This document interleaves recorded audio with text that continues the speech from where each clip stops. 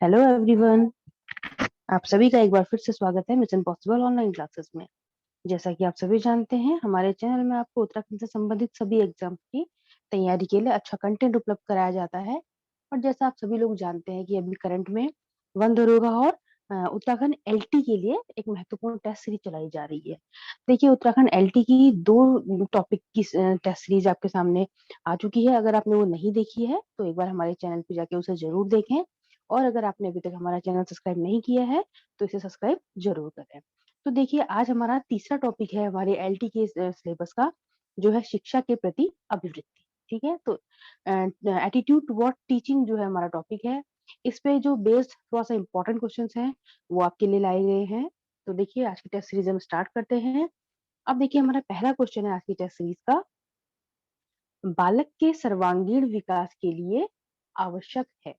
यानी कि जो बच्चे का ऑलराउंड डेवलपमेंट होता है उसके लिए क्या चीज आवश्यक। तो पहला ऑप्शन है आपका धार्मिक शिक्षा, दूसरा है सांस्कृतिक कार्यक्रम, तीसरा है सांस्कृतिक ज्ञान और चौथा है खेल। अब देखिए, ऑप्शन नंबर डी से स्टार्ट करते हैं। खेल कूद जो हमारे को करिकुलर एक्टिविटीज है विद्यालय में, उसके साथ हमें कराया जाता है। सांस्कृतिक ज्ञान भी हमें विद्यालय में दिया जाता है। और सांस्कृतिक कार्यक्रम हम अपने सभी जो भी स्कूल में जाते हैं वहां पर कराए जाते हैं। तो एक धार्मिक शिक्षा एक ऐसी चीज है जो अगर हमें और ऐड करके दी जाए तो जिससे जो बच्चे के सर्वांगीण विकास के लिए अति आवश्यक होती है। तो आपका सही आंसर होगा ऑप्शन ए। देखते हैं अपना अगला क्वेश्चन। क्वेश्चन नंबर 2 है आपका, पाठ्यक्रम को अधिक उपयोगी बनाया जा सकता है। ठीक है, स्थानीय जानकारी द्वारा, भारत के इतिहास द्वारा, भारत के भौगोलिक ज्ञान द्वारा और या फिर भारतीय संस्कृति के ज्ञान द्वारा। तो देखिए, इसका सही आंसर है ऑप्शन नंबर डी, भारतीय संस्कृति के ज्ञान द्वारा। अगर हमें भारतीय संस्कृति का ज्ञान हमारे पाठ्यक्रम में अगर दिया जाए तो हमारा जो पाठ्यक्रम है हमारे लिए और हमारी आने वाली पीढ़ी के लिए काफी उपयोगी साबित होगा। तो इसका सही आंसर होगा ऑप्शन नंबर डी। चलिए बढ़ते हैं क्वेश्चन नंबर 3 की तरफ, जो है कि तो क्या चीज शिक्षा के लिए इन चारों में से उपयुक्त है।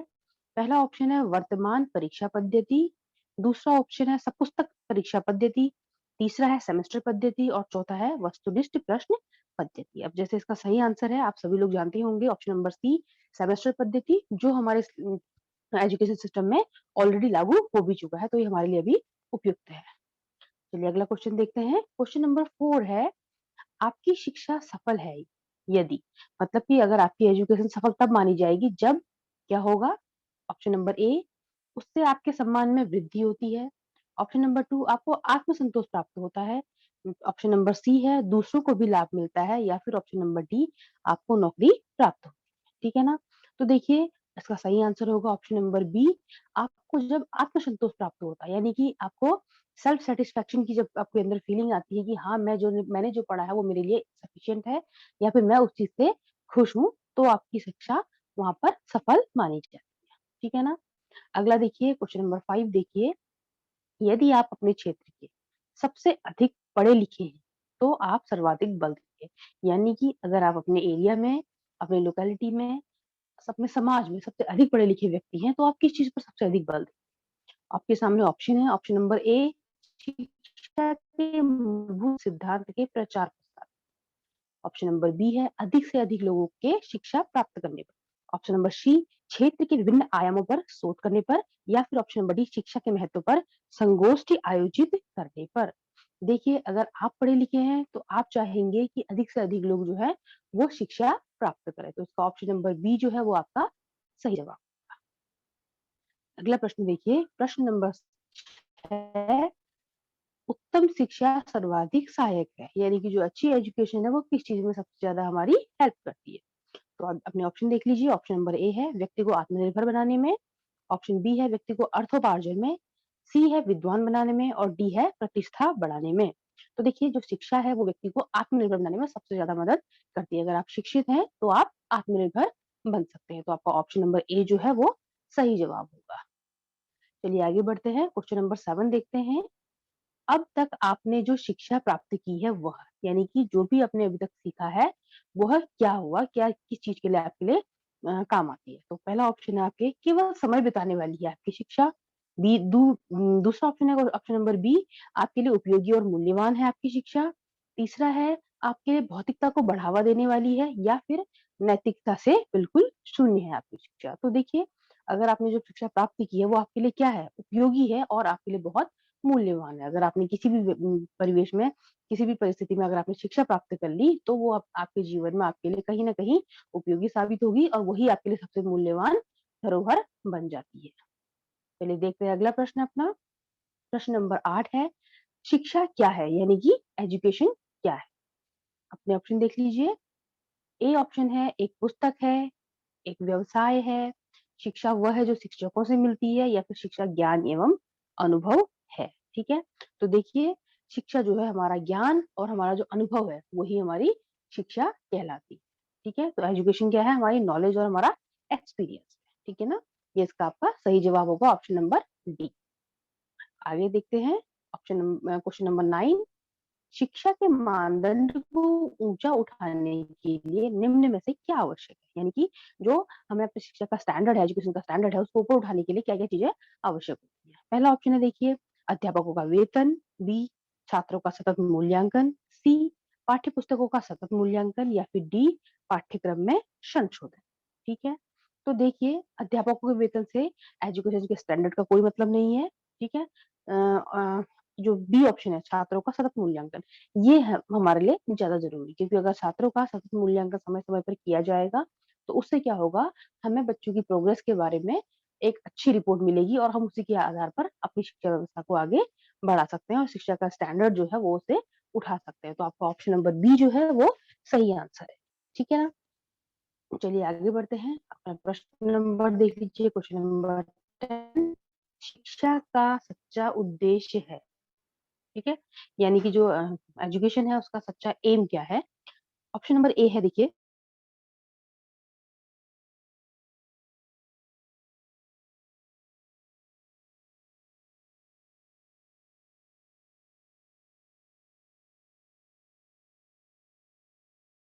तीसरा है छात्रों को ज्ञानार्जन में सहायता करना, यानी कि उनको ज्ञान अर्जित करने में।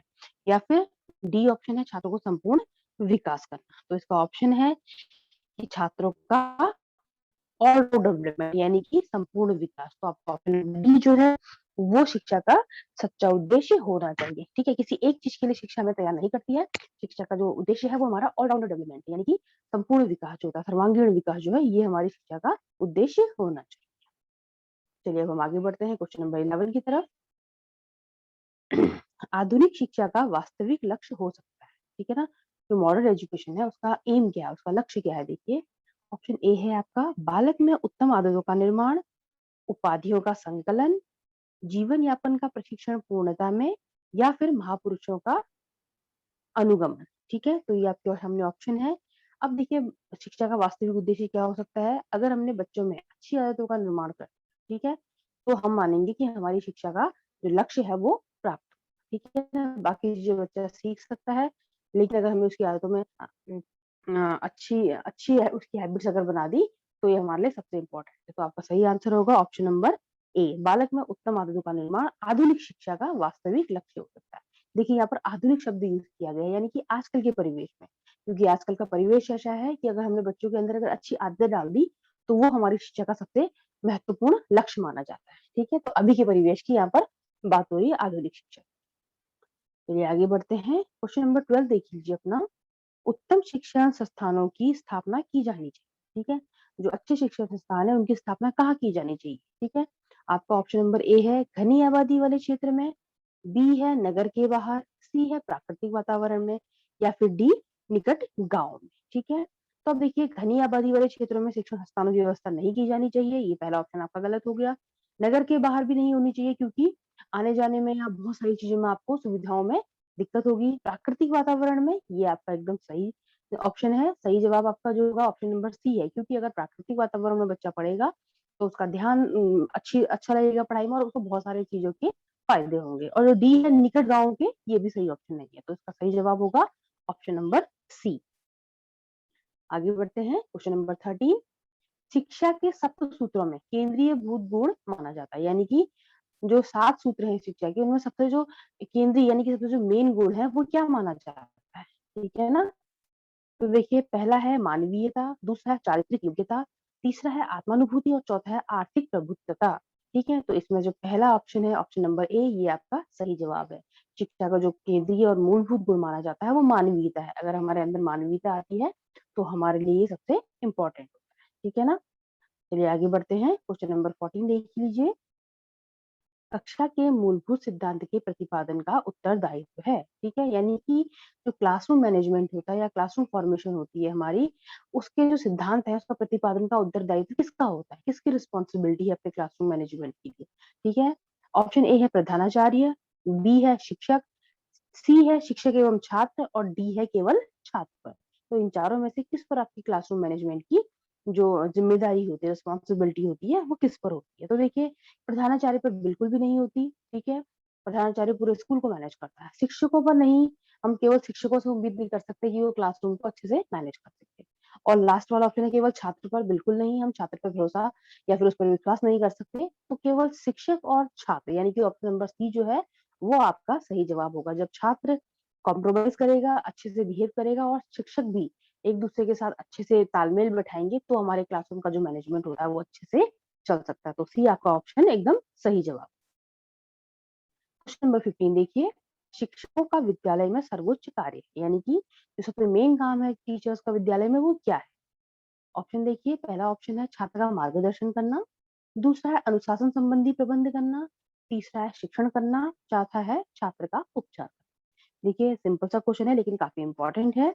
तो इसका आंसर होगा कि छात्र का मार्गदर्शन करना। देखिए, शिक्षण करना तो वो उसके लिए कंपलसरी है, वो तो करेगा ही करेगा। स्कूल में अगर टीचर आ रहा है तो शिक्षण तो उसकी ड्यूटी है। ठीक है, लेकिन उसके साथ साथ छात्र का मार्गदर्शन करना, सिर्फ पढ़ाना ही हमारा उद्देश्य नहीं होना चाहिए। अगर हम छात्र का अच्छी दिशा में मार्गदर्शन करते हैं तो वो हमारा सर्वोच्च कार्य माना जाता है। तो इसका ऑप्शन ए जो है वो आपका सही जवाब। क्वेश्चन नंबर 16 देख लीजिए। एक अध्यापक के समक्ष सर्वाधिक महत्वपूर्ण चुनौती है। देखिए, सबसे इंपॉर्टेंट चैलेंज क्या होता है टीचर के साथ। ऑप्शन देखिए, पहला है कक्षा में अनुशासन बनाए रखना, दूसरा है छात्र को तैयार करना कि वो अपना गृह कार्य कर ले, तीसरा है प्रश्न पत्र तैयार करना और चौथा है अधिगम प्रक्रिया को रुचिकर बनाना। ठीक है, देखिए क्वेश्चन नंबर 16 का जो सही आंसर होगा वो है ऑप्शन नंबर डी, यानी कि जो लर्निंग प्रोसेस है, अधिगम प्रक्रिया है, उसको इंटरेस्टिंग बनाना। क्योंकि अगर टीचर ने अपनी लर्निंग प्रोसेस को इंटरेस्टिंग बना लिया तो बच्चा अपने आप उसमें इंटरेस्ट लेगा।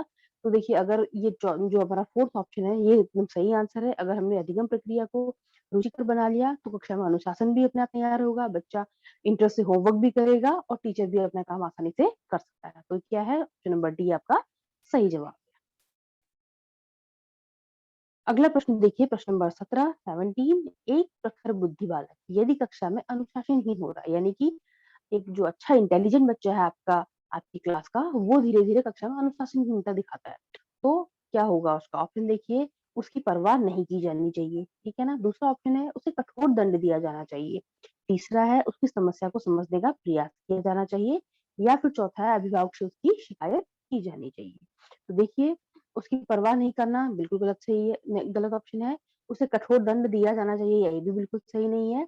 उसकी समस्या को समझने का प्रयास किया जाना चाहिए, ये बिल्कुल सही आंसर है आपका ऑप्शन सी, कि जब हम बच्चे की प्रॉब्लम समझेंगे, क्योंकि वो बच्चा इंटेलिजेंट है पढ़ने में, तो कहीं ना कहीं कोई ना कोई समस्या की वजह से वो बच्चा ऐसा कर रहा होगा, तो हमें उसकी समस्या को समझकर उसके निदान के लिए स्टेप उठाने होंगे। तो चौथा ऑप्शन है ये भी गलत है कि अभिभावक से उसकी शिकायत की जानी चाहिए, बच्चे पे नेगेटिव असर डालेगा। तो ऑप्शन नंबर सी आपका सही जवाब है। अगला देखिए, क्वेश्चन नंबर 18। छात्र में विषय के प्रति रुचि विकसित करने का सबसे प्रभावशाली ढंग है, यानी कि अपने सब्जेक्ट में बच्चे का इंटरेस्ट जगाने के लिए सबसे प्रभावशाली, सबसे इंप्रेसिव वे कौन सा है। पहला है दंड, दूसरा है शिक्षण विधि में सुधार, तीसरा है कक्षा से चले जाना, या फिर चौथा है उसकी शिकायत करना। देखिए, इन चारों में से जो सही ऑप्शन है क्वेश्चन नंबर 18 का, वो है ऑप्शन नंबर बी। अपनी शिक्षण विधि में सुधार करके आप छात्र का इंटरेस्ट जगा सकते हैं या फिर उसको बढ़ा सकते हैं। ठीक है ना, दंड देना भी सही नहीं है, कक्षा से चले जाना भी सही नहीं है और शिकायत करना भी बिल्कुल सही नहीं है। तो ऑप्शन नंबर बी जो है आपका सही जवाब। क्वेश्चन नंबर 19 देखिए। शिक्षक को ऐसे विद्यार्थी को पढ़ाना चाहिए जो, किसको पढ़ाना चाहिए, देखिए पहला प्रतिभाशाली हो, दूसरा मंदबुद्धि हो, तीसरा सामान्य हो, या फिर सभी प्रकार के। देखिए, वो एक टीचर है, उससे बच्चे में भेदभाव ना करके सभी प्रकार के विद्यार्थियों को पढ़ाना चाहिए। तो इसलिए आपका ऑप्शन नंबर जो डी है वो एकदम सही जवाब है। ठीक है ना? अब देखिए हमारा आखिरी प्रश्न है, क्वेश्चन नंबर 20। अध्यापन व्यवसाय के लिए आवश्यक है, यानी कि जो हमारा टीचिंग प्रोफेशन है उसके लिए क्या चीज जरूरी है। पहला है प्रशिक्षण, दूसरा है परिश्रम, तीसरा है प्रशिक्षण आवश्यक नहीं है और चौथा है कि परिश्रम आवश्यक नहीं। तो देखिए, ये आप भावी शिक्षक हैं, आप टीचर बनने वाले हैं, तो आप खुद सोच के मुझे इस क्वेश्चन का जवाब कमेंट के माध्यम से बताएंगे कि आपको इसमें से कौन सा आंसर जो है वो सही लग रहा है। ठीक है ना? तो आप इसको पढ़िए और इसका आंसर मुझे कमेंट में देने की कोशिश कीजिएगा। आप जरूर से जरूर कमेंट कीजिए ताकि हमें भी मोटिवेशन मिलता रहे और मैं आपके लिए इसी तरीके से नए वीडियो लाती रहूँ। हमारे चैनल को सब्सक्राइब करना बिल्कुल ना भूलें और इसे लाइक शेयर और सब्सक्राइब जरूर करें, अपने दोस्तों के साथ शेयर भी करें। चलिए अब हम मिलते हैं अगली वीडियो पे, तब तक के लिए बेस्ट ऑफ।